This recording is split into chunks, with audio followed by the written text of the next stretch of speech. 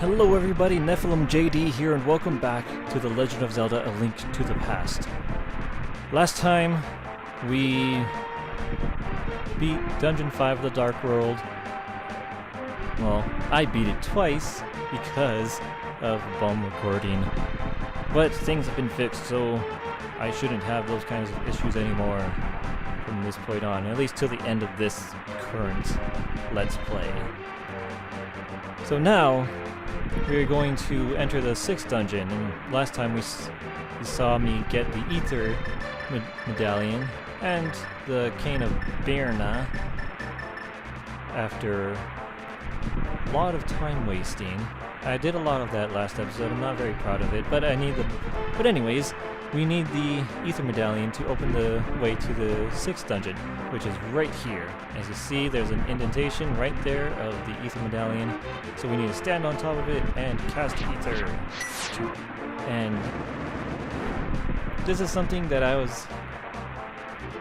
never really cared for, having to get these medallions that are otherwise optional, because they're not really useful. But anyways, this is the 6th dungeon, and it's long. It's not as difficult as the 5th dungeon in the sense that you can get lost easily. I mean, you can. Yeah, I'll rephrase that. You can get lost easily in this dungeon because it is a lot of back and forth and switches to be pressed and all this and all that fun stuff. But it's not that difficult, really. And this is coming from me, who had difficult times with every single dungeon ever, except for the first one, Concussion. I didn't have problems with the first dungeon, so yeah. Now this dungeon doesn't have a lot going for it, in my opinion. It's kind of boring. Like, I thought the desert palace was... come on. Oy, oy, oy, oy. Oh, I need a key. Cool. I'm already lost, so never mind about me knowing what I'm doing. Just never... If I ever say I know what I'm doing, just be prepared that I'm going to be stuck in a dungeon forever, because I'm not that good, apparently. Ugh, gonna get hit by that thing, and it's great. I'm just getting hit by another fire snake. I'm just having a grand old time.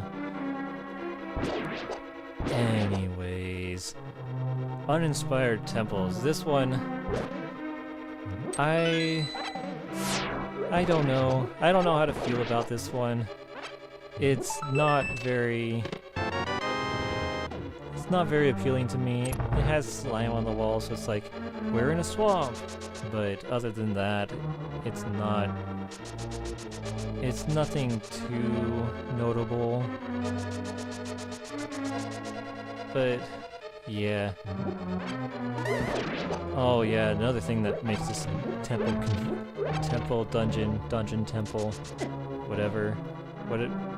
another thing that makes it confusing is that this is the first dungeon, I believe, that kind of utilizes the warp system to a huge degree. Like, these things. I need to lift up every pot because the last time I didn't, I missed a key.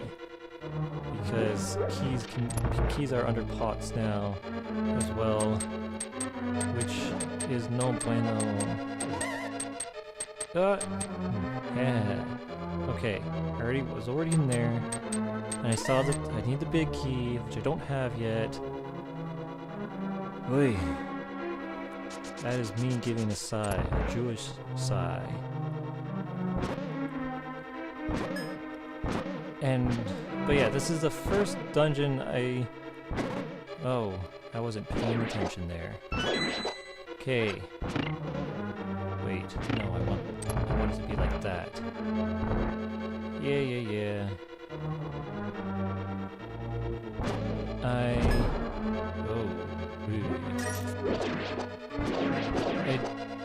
don't think those guys have a key. I think they just drop bombs, which is fine. Okay. Now, this puzzle right here, it's not the most difficult. Actually, it's not difficult, period. You have to light all the torches between the two rooms and to open the next room, which is exactly what's happening right now. And it's nothing too difficult.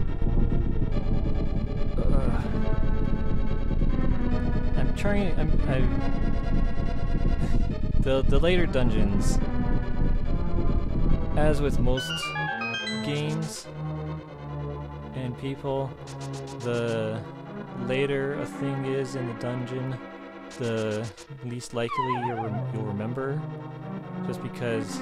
And here's the big key. Yeah. We are making good pace here, actually. You know, I'm kind of proud of myself. I missed a heart, oh well. But,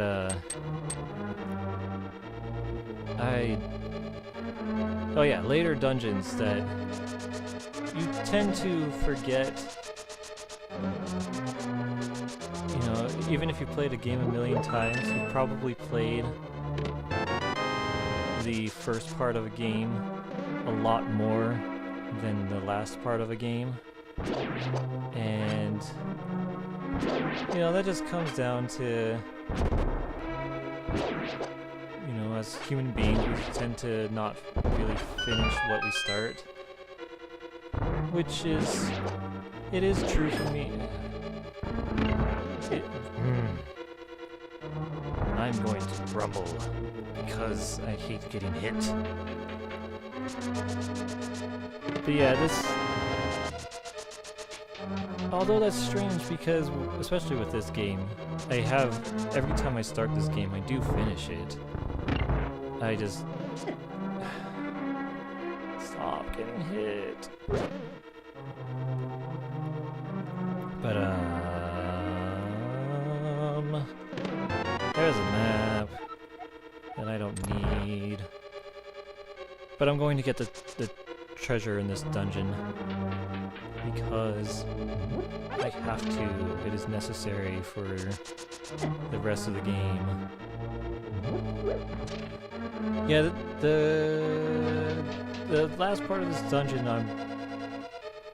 the last part of this game I'm not super familiar with, even though I do finish these games when I start them.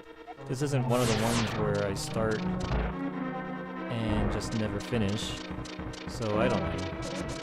But I remember the essential parts, and again, this concussion. And these dungeons aren't the most difficult, which I am extremely grateful for, because luckily, I mean almost luckily, I don't know if it's luck or not, that the last few dungeons took me about 20 minutes to get through, and it's going to be the same here. It's looking to... Actually, no. I think I'm gonna finish this one on a good time, actually. Okay, as you saw the last dungeon, it only took me probably about 10 minutes to... Okay, that's where we need the cane that we just got. But the last episode you saw me finish that dungeon in 10 minutes, but that's because I had to beat it. That was the second time I was going through it within a half hour. So I don't know what I'm doing right there. But get some hearts. I like hearts. I like. Oh yeah, and one thing that you didn't see between episodes was that I picked up 2 of these cure-all medicines. Now these will restore all of your hearts and all of your magic. It's not too essential in this dungeon, but the next dungeon, I need it. I need all the magic I can get because, ugh. And that's also why I just got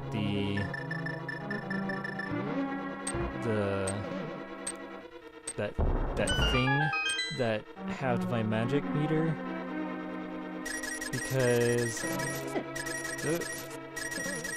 man, I am just getting hit all over the place. Anyways, yeah, because the next dungeon, it is insane how much magic you're expected to use in that dungeon. So not having the halved meter and not having potions is you're just basically asking not to finish that dungeon. Because, yeah, you'll see when it happens. Concussion, and it didn't actually hit the switch. Good job, me.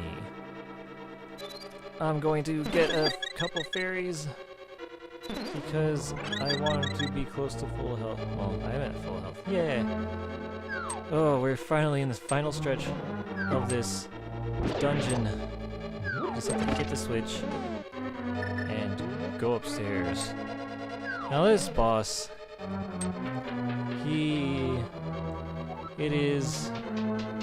it's difficult. It can kill you really fast if you're not careful. They're eyeballs. So you have to just sit here and swing at these little eyeballs that come, and it's going to shoot lightning. And that attack does so much damage. Anyways. Oh, 3 hearts. Oy. I remember that was really close. That was even closer. That was not even closer. Oh, that actually hit me. So you have to kill all those little eyeballs so that you can finally go after this guy. And you just shoot him with arrows. And he's dead. Thank goodness. And we got the 6th maiden. We are almost done. We are in the final stretch of the game. We just need 2 more heart pieces, and I had a key left over. I don't know where that key goes. Huh. That's interesting. But yes, she says the same thing. Yes, he got captured so that he can break the seal. But we have 2 more dungeons left, 2 more heart pieces, and that's it. And yeah, so I think we'll be finishing this pretty fast. Oh, but there's one thing I want to do before we cut this episode, because yeah, it helps out a great deal.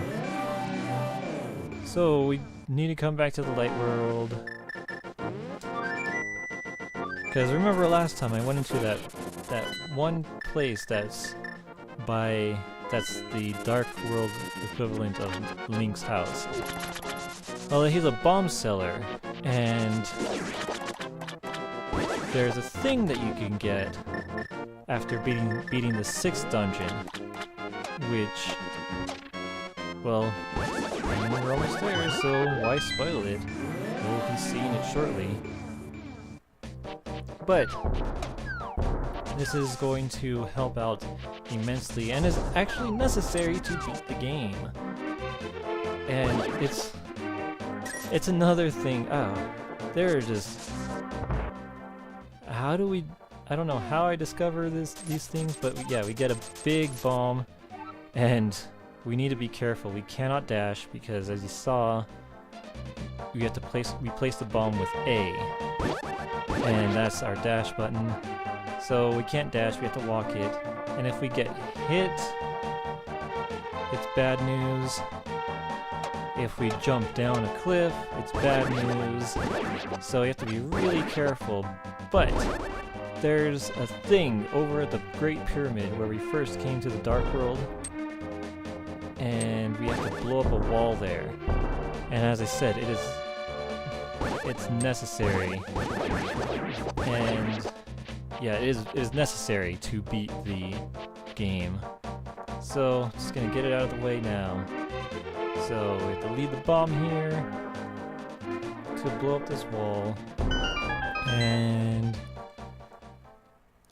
it's a fairy fountain. And there's two things you can throw in here. One, the arrows. And whoa, you sure let yourself go. I'm sorry. I shouldn't body shame. That's just bad manners. Yes, this is silver arrows. And I need it to kill Ganon. But this is because, yeah, and the reason she is the way she is because Ganon turned her into this and sealed her off in the pyramid so that he has no opposition. Oh yeah, there's one more thing to do. Why did I almost leave? What you can also throw in is this, your sword, and you will get the level 4 sword, which is super powerful. Yes, I dropped it in. Give me my sword. You muster sword. It's so good.